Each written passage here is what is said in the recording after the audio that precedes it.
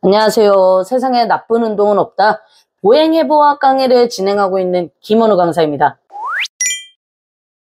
이번 시간은 보행과 근육의 관계 두 번째 강의를 진행하고 있는데요.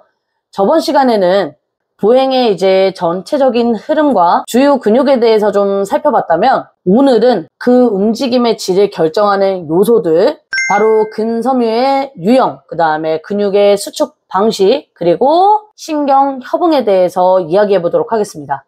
자, 먼저 근섬유는 크게 두 가지로 나눌 수 있습니다. 일형섬유와 이형섬유로 나눌 수 있는데요. 이 일형섬유는 적색근을 띠고 있습니다. 적색근은 근육 안에 미오글로빈과 모세혈관이 좀 풍부해서 붉은색을 지금 띠고 있기 때문에 적색근이라고 부르고요. 이 적색근은 수축 속도는 느리지만 피로에 매우 강한 특징을 좀 가지고 있습니다.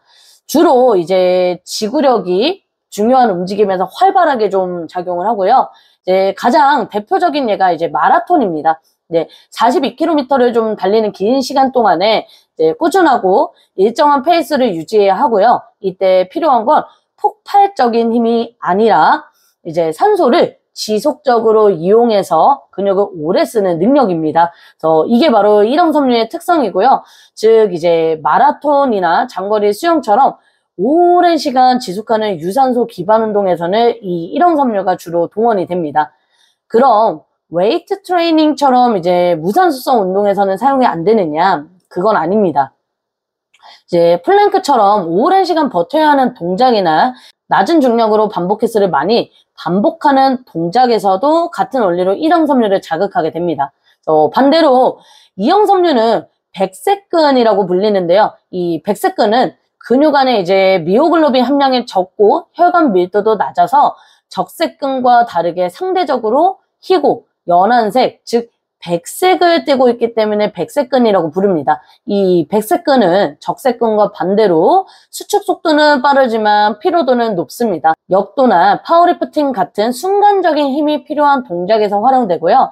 그리고 이 근섬유는 사람마다 그리고 부위마다 다르고 훈련 방식에 따라서 그 특성이 바뀌기도 합니다. 그래서 근육을 단순히 크게 만든다가 아니라 어떤 섬유를 어떤 방식으로 자극할 것인가, 운동 목표에 따라서 훈련 방향을 잡는 데 핵심이 됩니다. 두 번째 근육 수축의 원리에 대해서 알아보도록 하겠습니다. 우리가 근육은 자극을 받으면 바로 수축할 것처럼 보이지만 사실 그 사이에는 아주 짧은 시간의 잠복기가 존재합니다. 마치 우리가 컴퓨터에 키보드를 눌렀을 때 컴퓨터가 입력, 처리, 출력 과정을 거치는 것처럼 근육도 자극이 도달한 뒤에 신경 전달, 칼슘 방출, 수축 준비 과정을 거쳐야만 실제로 수축이 일어날 수 있습니다. 흔히 반사신경이 빠르다라는 사람들은 실제로는 신경 전달 속도가 빨라서 자극이 근육에 더 빠르게 도달하는 것이고, 이것으로 인해서 잠복기가 시작되는 시점 자체가 앞당겨집니다. 그래서 운동이 중요한 이유가 바로 이거죠. 특히 고령층이나 즉 시니어분들은 나이가 들면서 이 신경계 반응 속도와 근육 반응 시간이 점점 느려지기 때문에 운동을 통해 신경 전달 회로를 계속 활성화시켜주는 것이 굉장히 중요합니다. 세 번째, 세 가지 수축 유형에 대해서 알아볼 건데요. 근육 수축은 크게 세 가지로 나눌 수 있습니다. 첫 번째는 등척성 수축, 두 번째는 동심성 수축, 세 번째는 편심성 수축인데요. 먼저 등척성 수축의 특징은 근육의 길이 변화는 없고 장력은 발생합니다. 그래서 예를 들어 플랭크 같은 정지 상태에서 버티는 운동이 좀 대표적이고요.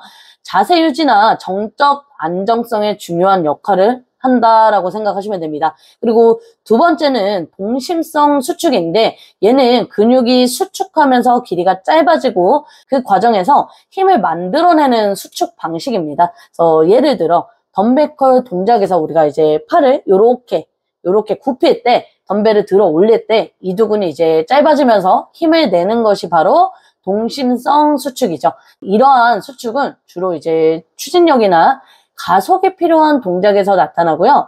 물체를 좀 들어 올리거나 밀어내는 동작에서 핵심적인 역할을 합니다. 그리고 세 번째는 편심성 수축인데요. 이 편심성 수축은 근육이 좀 길어지면서도 일정한 긴장을 유지하는 수축 방식입니다. 예를 들어서 이제 덤벨 컬을 할 때 팔꿈치를 서서히 피는 동작, 이 덤벨을 내리는 과정이 이 편심성 수축이라고 생각하시면 됩니다. 이때 이두근은 점점 늘어나지만 덤벨의 이제 하중을 제어하기 위해 계속해서 긴장 상태를 유지해야 하죠. 즉 근육이 짧아지지 않고도 저항을 조절하면서 작용하는 상태를 이야기하고요. 하지만 좀 이 수축 방식은 근육 손상의 위험이 좀 있기 때문에 훈련 시에는 자세와 속도에 대한 세심한 통제가 좀 필요합니다. 자, 이제 네 번째, 근육의 길이, 장력 관계에 대해서 배워보도록 하겠습니다. 근육은 우리가 이제 수축할 때 얼마나 짧아져 있는지 또는 이제 얼마나 늘어나 있는지 근육의 이 길이에 따라서 발휘할 수 있는 힘의 크기에도 차이가 생기는데요. 일반적으로는 중간 정도의 길이일 때 가장 효율적으로 수축을 하고 최대한 근력을 발휘할 수 있습니다. 그래서 반면에 이제 근육이 너무 짧게 수축이 된 상태에서는 수축 여유가 부족해서 충분한 힘을 내기 어렵고 이런 현상을 능동부전이라고 부릅니다. 그래서 반대로 근육이 이제 과도하게 늘어난 상태에서는 장력이 제대로 전달되지 않아서 수축이 비효율적으로 변하게 되는데 이것을 이제 수동부전이라고 이야기합니다. 자, 선생님들 따라해보세요. 여기서 손목을 굽히고 손가락을 굽혀보세요. 그러면 이 손가락이 잘 굽혀지지 않을 거예요. 자, 이 이유는 이건 이미 손가락을 펴는 근육이 늘어날 만큼 늘어나서 기능이 떨어졌기 때문인데 보행에서도 좀 마찬가지입니다. 근육의 길이가 좀 적절하지 못하면 이제 체중을 지지하거나 추진력을 만들어내기가 좀 어렵습니다. 자, 이제 다섯 번째, 근육 협응과 신경 조절에 대해서 배워보도록 하겠습니다. 보행이라는 움직임은 단순한 이제 하나의 근육이 수축한다고 해서 완성되는 동작은 아닙니다. 여러 근육들이 각각의 역할을 나누고 또 정확한 타이밍에 수축과 이완을 반복해야 걸음걸이가 안정적으로 유지될 수 있습니다. 이 과정을 이해하려면 우선 이제 근육 간 허붕의 네 가지 핵심 개념을 이해해야 합니다. 이제 첫 번째는 작용근인데요. 이 작용근은 특정 동작을 주도하는 중심 근육을 이야기하고요. 예를 들어서 우리가 보행 중에 발을 뒤로 밀어내는 추진력을 만드는 시점에서 이 비복근과 가자미근이 중요한 작용근으로 발생하는데요. 이 근육들이 발목을 좀 저측 굴곡시키면서 신체를 앞으로 이동시키는 힘을 만들어냅니다. 그리고 두 번째는 협력근인데요. 이 협력근은 말 그대로 작용근이 효과적으로 움직일 수 있도록 보조하는 근육을 이야기합니다. 주로 이제 동작의 안정성을 높여주는 역할을 하고요. 예를 들어서 이제 비복근이 강하게 수축할 때 발목 주변의 소근육들은 균형을 좀 잡아주고 힘이 좀 한쪽으로 쏠리는 것을 방지해 줍니다. 이런 협력근이 함께 작용을 해주기 때문에 보행이 훨씬 더 부드럽고 안전하게 이루어지는 거죠. 이제 세 번째는 대안근인데요. 대안근은 좀 작용근과 반대 방향으로 작용하는 근육을 이야기합니다. 이제 이 근육은 움직임이 과도하게 일어나지 않도록 제어하고 브레이크 역할을 하는데요. 예를 들어서 어떤 근육이 너무 강하게 수축하면서 움직임을 만들 때 반대편 근육이 그 동작을 억제하거나 속도를 조절해 줌으로써 움직임의 범위와 안정성을 조절하게 됩니다.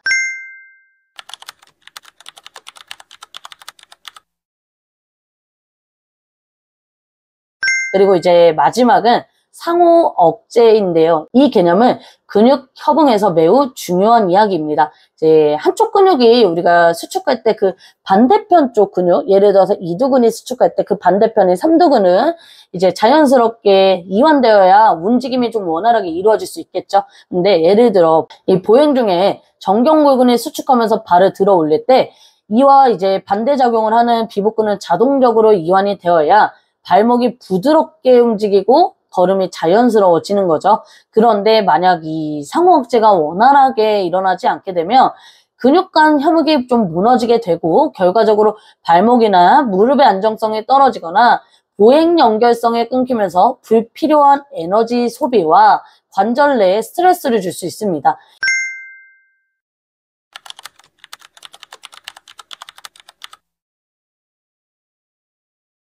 이 네 가지 작용이 정확하게 그리고 리듬 있게 협력을 해야 우리가 이제 평소처럼 아무 생각 없이 자연스럽게 걸어 다닐 수 있습니다. 이러한 근육 협응 메커니즘은 운동 처방, 그리고 재활, 신경계 질환 평가에서도 핵심 개념으로 활용이 됩니다. 자, 이번에는 운동을 지도하시는 강사님들이라면 현장에서 꼭 한 번쯤은 마주치게 되는 주제입니다. 근 위축과 그에 대한 이제 운동적 접근에 대해서 이야기해 보겠습니다.